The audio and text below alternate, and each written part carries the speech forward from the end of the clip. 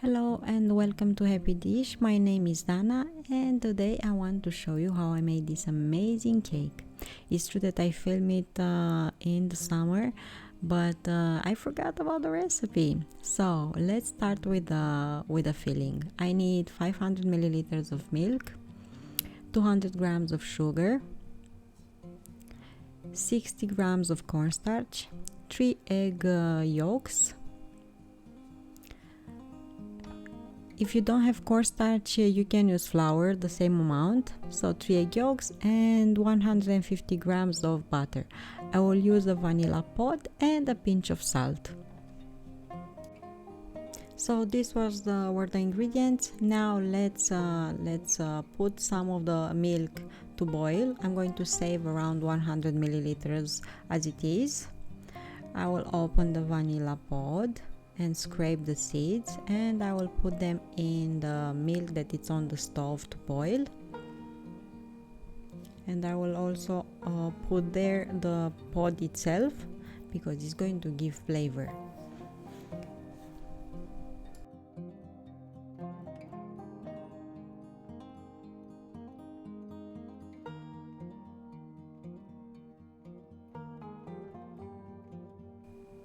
While the milk is on the stove, I will mix in a bowl sugar, cornstarch.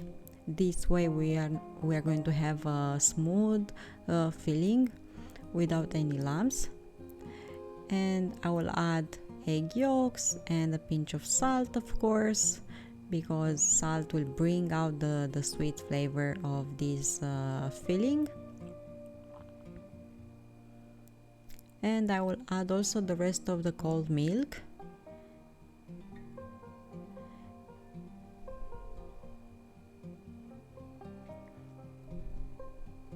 And when the milk on the stove is pretty hot, I will pour it over the egg mixture, slowly, gradually, not all at once,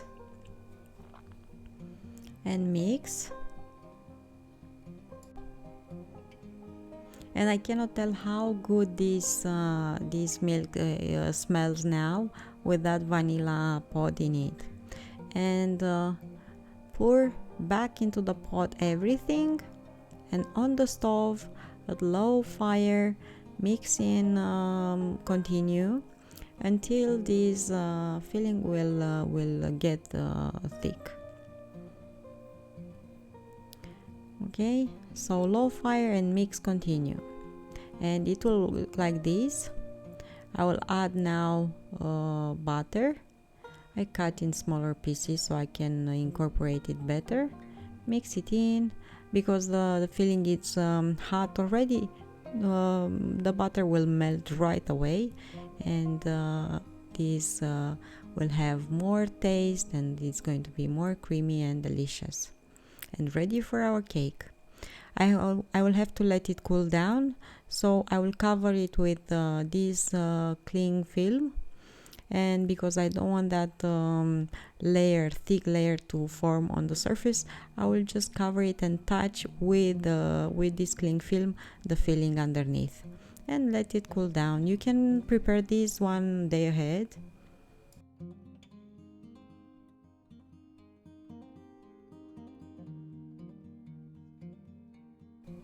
Okay, now let's prepare the dough. And I have 3 tablespoons of honey, 200 grams of sugar, 3 teaspoons of baking soda, 1 tablespoon and a half of cocoa powder, and I measure everything with a soup spoon, 3 eggs, 3 tablespoons of butter, and around 700 grams of flour. I will mix in the eggs, and I will not separate them. So 3 eggs, of course without the shell. We don't need the shell in the batter, in the dough here. I will add sugar. As you can see, I'm doing everything with a whisk. You don't necessarily need a mixer, but if you have one, it's going to be handy. But I managed to do this only with a simple whisk. Now oh, I have a few shells. Oh my god. remove them, so we don't need shells in the dough. I will add now honey, and honey will give such a nice flavor to this cake. You have no idea. You don't skip this step, don't skip it, you need honey. Okay, so mix in the honey.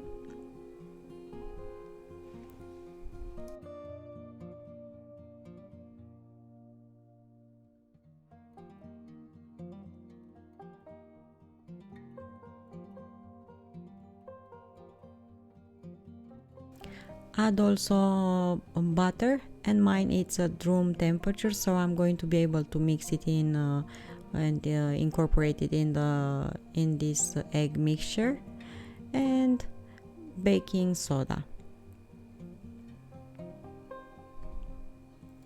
So these are the dry ingredients that we need for the dough.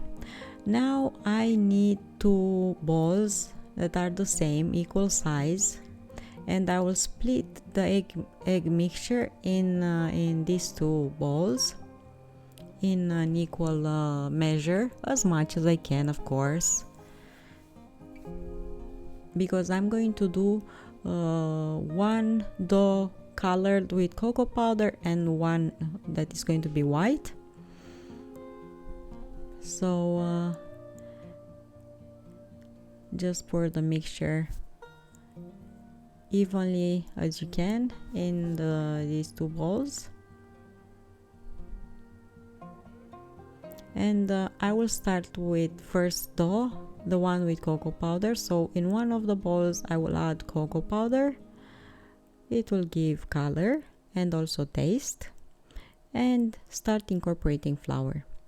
I will mix with a whisk as much as I can until the dough will allow me, and after a while I will just knead with my hands, incorporating flour, because the dough needs to be pretty tough. I will have to stretch it with a rolling pin, so we don't need a sticky dough. So add gradually flour. First use the whisk to mix it in, and as you can see here, after a while I start using my hands, and add more flour so the dough will not be sticky and will be fit to be stretched with the rolling pin. So this is the first dough, the one with cocoa powder. I will do the same with the other one. So in the other bowl, in which I have the other half of egg mixture, I'm starting adding flour. Gradually mix it in first with a whisk, and after a while, using my hands, I'm going to knead it and incorporate flour until the dough will not be sticky and be fit to be stretched with a rolling pin.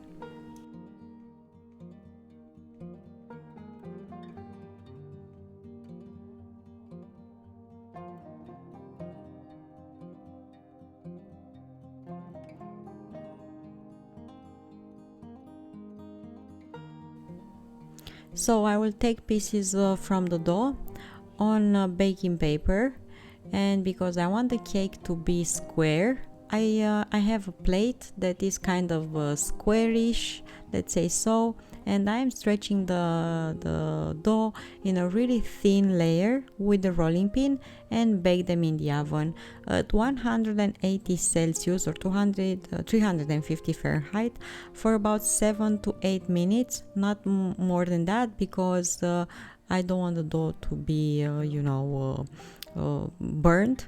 So just to be firm to the touch and have a bit of color on the edges. So I did this with the white dough, and I will do the same with the one that has cocoa powder in it.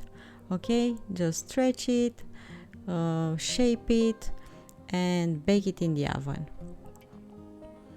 I will let them cool down after baking.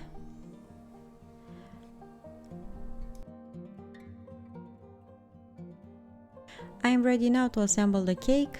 So between the dough that I baked in the oven in different colors, I will put filling, and I will try to use first one layer with cocoa powder, the other one with just plain flour, and so on, until I'm going to finish the filling and the baked dough.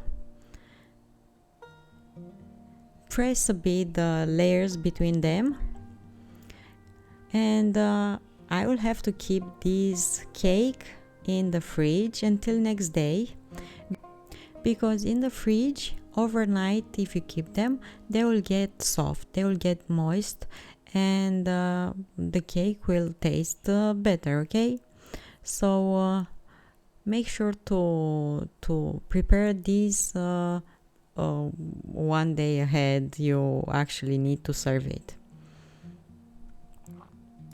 I want to cover the cake with a glaze, and I need 6 tablespoons of milk, 3 tablespoons of butter, 3 tablespoons of cocoa powder, and 200 grams of sugar. And I will just pour everything in a pot and boil this on the stove on low fire for about 10 minutes. And it will be best to let it cool down for a bit.